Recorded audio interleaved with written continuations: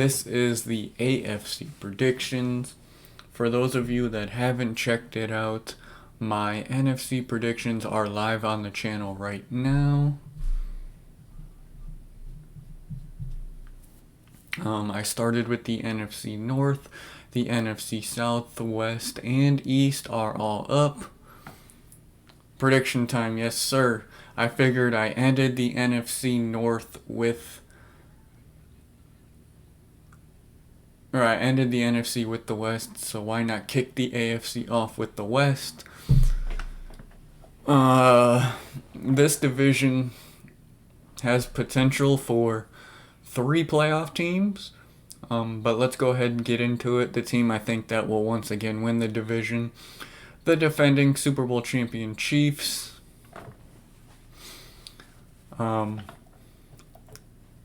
Until they're defeated in the division, I don't see anybody beating them.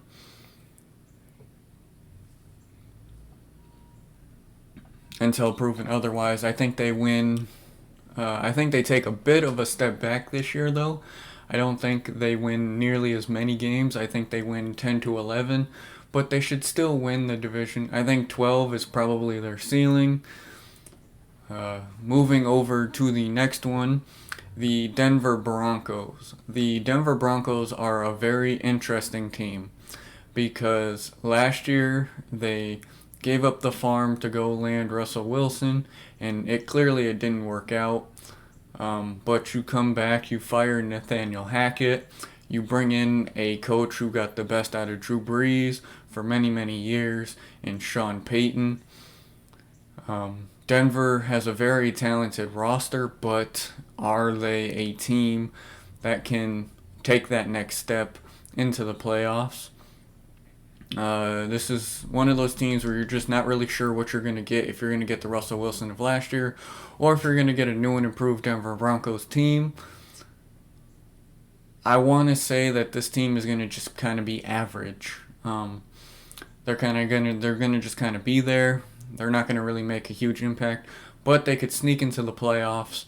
8, 9, 10 wins max for this team, but I think 8 or 9 is right around their ceiling. The Los Angeles Chargers are a team that is looking to take the next step forward. So for the Chargers, it's all going to rely on the arm of Justin Herbert, a top 5 quarterback in this league. But with the Chargers, it's classic for them to typically choke things away. I think that the Chargers have a chance to really fight the Chiefs at a chance to knock them off. I think the roster is there. It's a ready to win now roster, but it's a tough division that they're in because we know how they typically tend to be. I can see them surpassing the Chiefs, but I don't think it happens this year. 10 wins for them gets them into the playoffs. And then Justin Herbert and company will have to take that next step in the playoffs. We will see if they're able to do that. And then the most interesting team in the division this year, the Las Vegas Raiders. You traded away your franchise quarterback in Derek Carr. Whether people thought he was good or not is up for debate. You bring in Jimmy Garoppolo, who did nothing but really win with the 49ers, but he does have a giant injury concern to be concerned with. The Raiders are in a interesting spots because they're kind of in need of a rebuild, but the moves that they made show that they're not really rebuilding. They're kind of retooling, trying to make noise in the division. But I think they're in need of a full rebuild. I think the move for Jimmy Garoppolo is a temporary one to try and keep up with the good quarterback play in this division. The Raiders,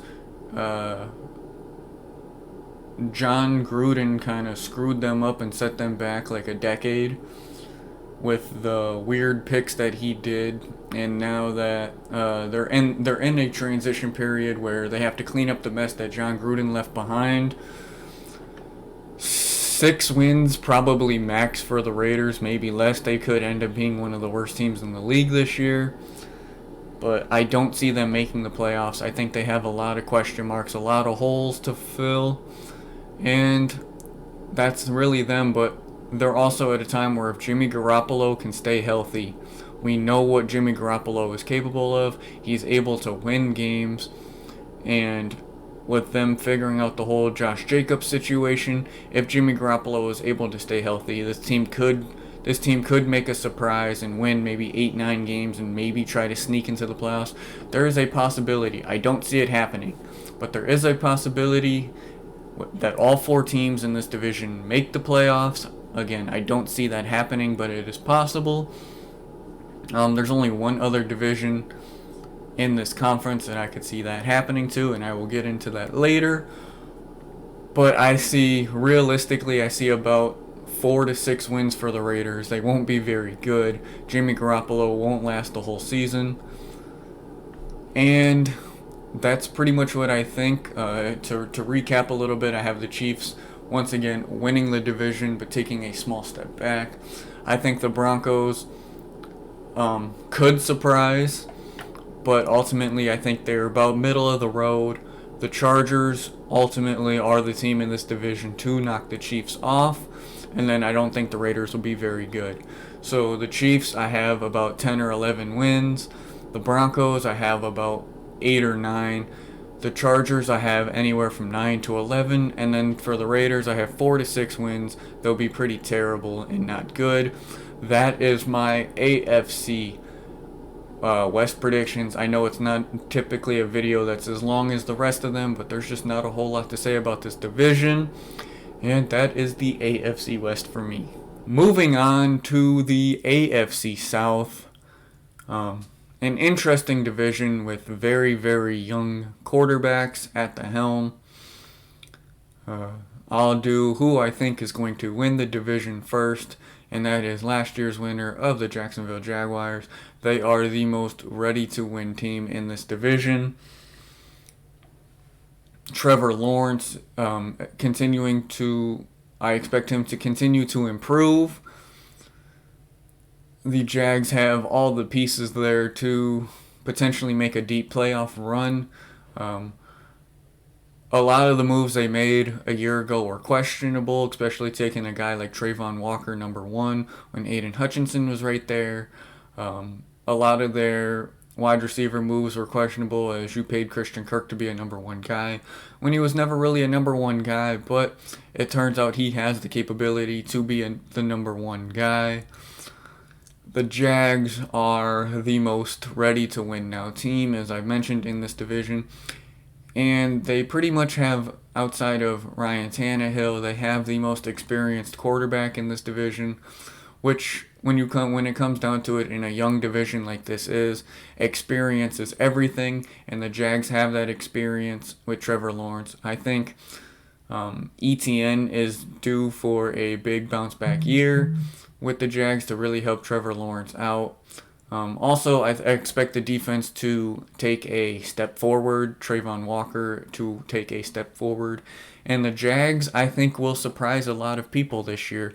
I know it's typical of them to not really be that good, or if they are good, they blow it up and then they're not good for a while, but I expect the Jags to surprise a lot of people and really take that next step forward as a football team. I could see this team winning 11 games due to the division that they're in. And I think the ceiling for them is 11 wins and potentially a second or even a conference championship in the playoffs.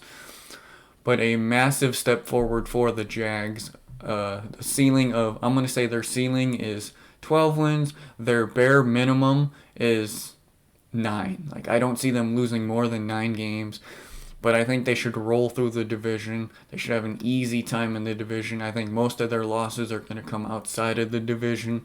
It would not surprise me if they went 6-0 in the division. The division just isn't good, and the Jags can take advantage of that. The team I see being second in the division, and I will give my thoughts why. The Houston Texans, I expect to take a big step forward this year. CJ Stroud is looking to prove that the Ohio State quarterback stigma is nothing more than a stigma. I think he's the one to break that stigma and that curse. I think he has all the tools to be a very successful NFL quarterback. And I really like their move to be aggressive and get Will Anderson on defense as well. They now have a defensive anchor for the next decade, along with CJ Stroud being the face of the franchise for the next decade or so.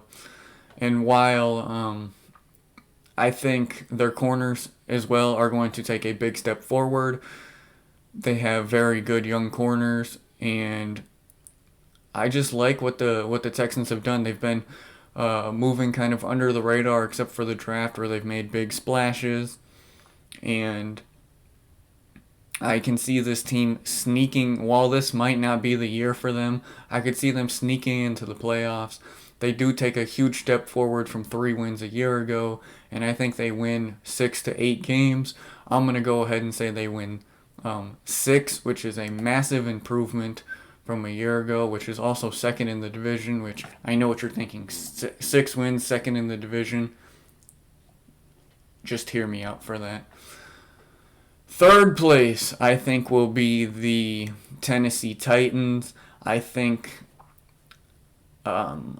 they need to find an identity that isn't Derrick Henry, because outside of the Derrick Henry situation, this team has no identity.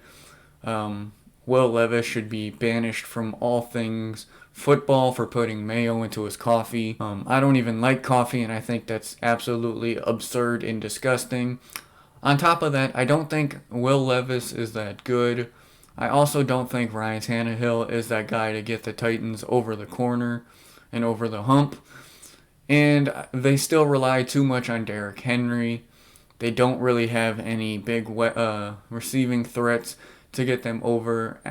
They do have Burks, but at what point is that enough? And at some point, no matter what, Derrick Henry is human, and you're going to just continue to run him into the ground to the point where he's not going to be efficient anymore. And that's kind of at the spot that they're in. A huge identity crisis for the Titans kind of leaves them underwhelming this season. They matched the Texans at 6 wins, but the Texans have the tiebreaker over them, and they're in that situation where they just need to hit the reset button completely. And that's no fault to their own. That's just kind of they're just in that kind of spot, kind of like the Vikings, where they're not really good enough to get over the hump, but they're also not really good, and they're not good enough to win you a Super Bowl, and they're not really good enough they're kind of just chilling there middle of the road. I do want to say that I think Vrabel is a good coach, and he can surprise a lot of people, but I just think that this roster just needs a complete overhaul, and they're in a spot where you're not going to win, so hit the reset button. So 6 wins along with the Texans, and that gives them a chance to move on and really hit the reset button. A team that is an absolute mess, the Indianapolis Colts. What a way to treat your star player. Like, your star player doesn't want to be there. You're refusing to trade him. You say that the team and the league is going to run no matter what, and that Jonathan Taylor is just a spoke on the wheel. How do you repair an irreparable relationship like that? Basically, your owner is telling you that he can win without you.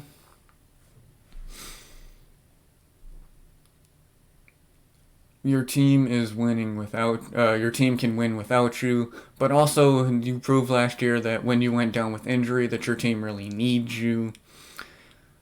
They drafted Anthony Richardson, who is the biggest question mark in this draft. Great upside, but There was nothing from his college film or even in his pro days that proved he can be a capable starting quarterback in this league. They have a really good offensive line, which is one thing that will keep Anthony Richardson in good developments, is they still have a really good offensive line. And he's going to have to develop probably without the chance to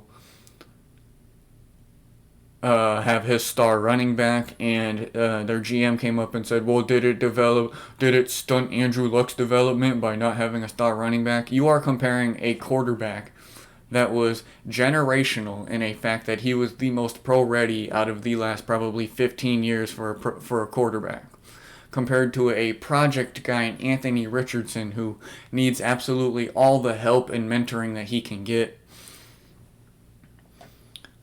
You fired Frank Reich, which I think was the right decision for the Colts, but the Colts are a mess. Their defense is all over the place.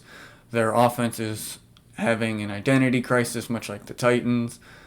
And you want, for Jonathan Taylor to trade him, you want star player compensation, but you're not treating Jonathan Taylor like a star player. So I'm not really sure what's going on there in Indy. Ballard has a lot of explaining to do on the kind of roster that he wants to create. And I don't see this team being very good. They're going to be one of the worst teams in the league this year. I think 4 to 5 wins to put them right up there for one of the top picks in the league. So to recap, I think the Jags take a step forward, win the division, and could potentially make a deep run in the playoffs. The Texans at just 6 wins finish second. The Titans, an identity crisis, 6 wins as well, but they lose the tiebreaker to the Texans. And then the Colts, no idea what's going on down there in Indy. They have a lot to figure out, and quickly, and I just don't see them being very good. 4 or 5 wins for them to put them right there in that top pick sweepstakes.